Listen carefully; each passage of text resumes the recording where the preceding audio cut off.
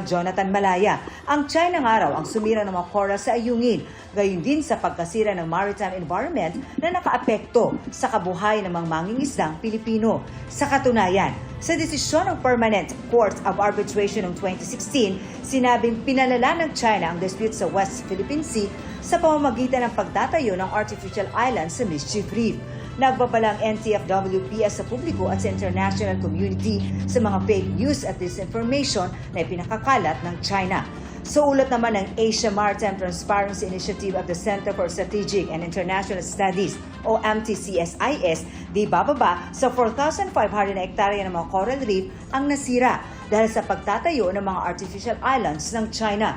Sa Maritime Research Survey ng UP Institute of Biology noong Marso, lumabas na nasisira na raw ang mga case sa teritoryo ng Pagasa Island.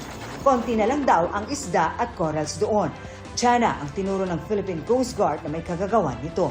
Pinaghahanap naman ngayon ng isang mangingisda na nawala matapos umanong banggain ang kanilang bangka. Sa impormasyong nakuha ni Senator Francis Tolentino, mula umano sa China ang barkong bumangga sa bangka.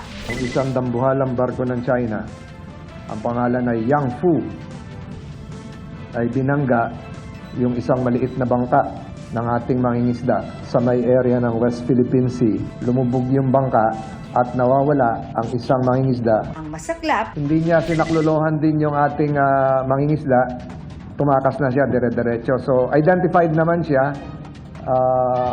Malamang-lamang ito